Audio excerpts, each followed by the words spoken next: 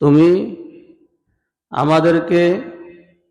আমাদের থেকে শয়তানকে দূরে রাখো এবং আমাদের মিলনের কারণে গর্ভে যে সন্তান দান করতেছ এই সন্তানকেও শয়তানকে দূরে রাখো। সুম্মা কুদ্দিরা বাইনাহুমা ফি যালিকা, আল্লাহর রাসূল বলেন যে এই মিলনের কারণে যে সন্তান গর্ভধারণ করবে এই দোয়াটি পড়ার কারণে আল্লাহ সুবহানাহু ওয়া তাআলা এই সন্তানকে শয়তান কখনো ক্ষতিগ্রস্ত করতে পারবে না। তো এই হাদিসের দিকে তাকালে দেখা যায় প্রায় 99% মানুষই আছে যে এই দোয়াটা পড়ে না। কি বলেন? স্ত্রী সহবাসের পূর্বে এই যে সুন্নাহ, নবীর একটি সুন্নাত রয়েছে যে এই দোয়াটি পড়া, শয়তান থেকে পানাহ চাওয়া, 99% মানুষ আছে যারা দোয়াটাও পারে না আর অনেকে জানেও না যে কি করতে হয়। কি লজ্জা লাগে নাকি ভাই? এগুলি লজ্জার বিষয় না। আজকে আমাদের সন্তান কথা শুনে না কেন?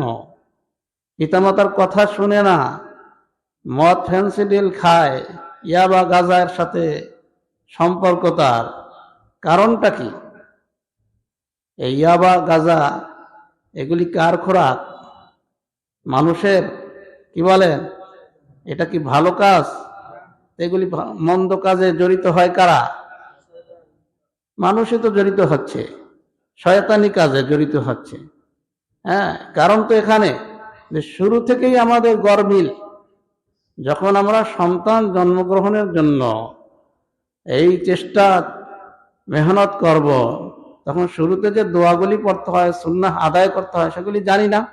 বিধায় আজকে আমাদের সন্তানগুলি পথ হারা হয়ে যাচ্ছে, কথা শোনে না, লেখাপড়া করে না, লেখাপড়ায় মনোযোগ নেই, এই খেল তামাশা নিয়ে ব্যস্ত, শয়তানি কাজে ব্যস্ত, সুদ ঘুষে গিয়ে জড়িত। কারণটা কি? 1 নম্বর ভুল হয়েছে, ওই যখন আমরা স্ত্রী সহবাস করেছি তার পূর্বে এই সুন্নাহ মানি নাই। আজকে যদি ওই সুন্নাহ অনুপাতে আমরা সেই কাজ করতাম, তাহলে সেই কাজের বিনিময়ে আল্লাহ পাক যে আমাদেরকে সন্তান দান করতেন, সেই সন্তানটা নেক সন্তান হতো।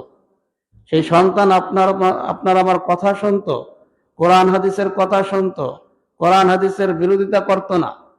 আজকে খোঁজ নিয়ে দেখবেন যে সন্তানটি, যে লোকটি কোরআন হাদিসের